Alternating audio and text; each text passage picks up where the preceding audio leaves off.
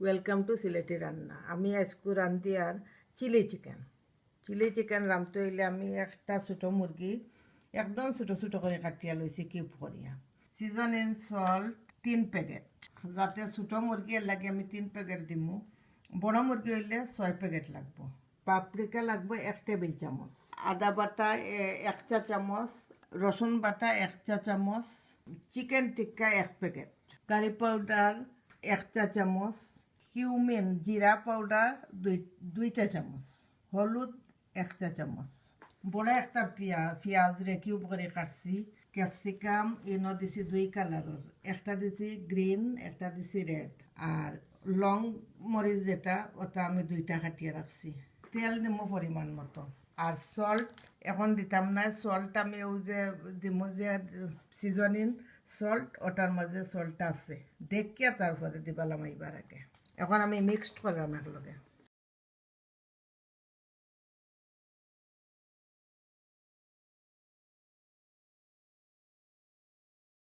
এখন আমি চিকেন টিক্কা মশলাটা 1 প্যাকেট আমি ছাড়ি দিলাম।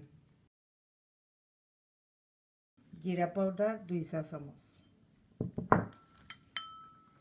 কারি পাউডার 1 চা চামচ, রয়েছে হলুদ 1 চা চামচ।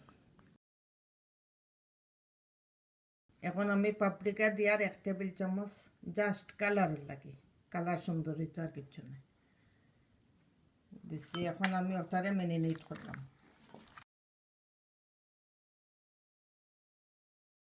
ওটারে আমি 15-20 মিনিট ম্যারিনেট করবো। আমার ম্যারিনেট হোক। এখন আমি নিয়া রসুন আর আদা বাটা দিয়ে আমি চুলাত বাগার বইয়ার। এখন তেলটা গরম হয়ে গেছে, আমি রসুন ছাড়ি দিয়া। এখন ছাড়ি দিলাম আদা বাটা 1 চা চামচ। এখন আমার মশলা বিরান হয়ে গেছে, চিকেনটা ছাড়ি দিয়ে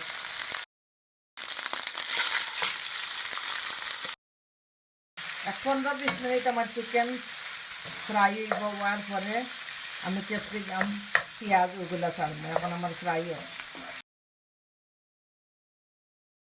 একটু বিরান হয়ে গেছে, কাটিয়ে দিয়ে বুঝতে যাতে হিজে। এখন 10 মিনিট হয়ে গেছে, দেখলাম। এখন একটু দেখবা যে লবণ কম হয়েছে নি না, যদি হয় তো ওই সময় একটু দিবা। এখন আমার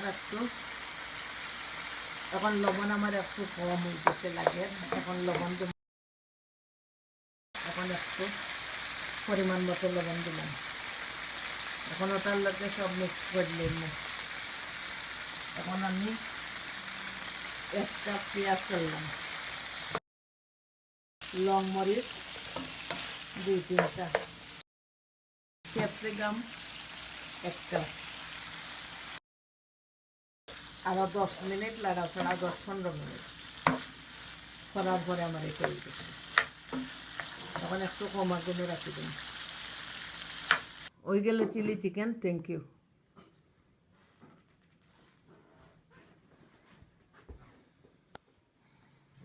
সুন্দর কালার।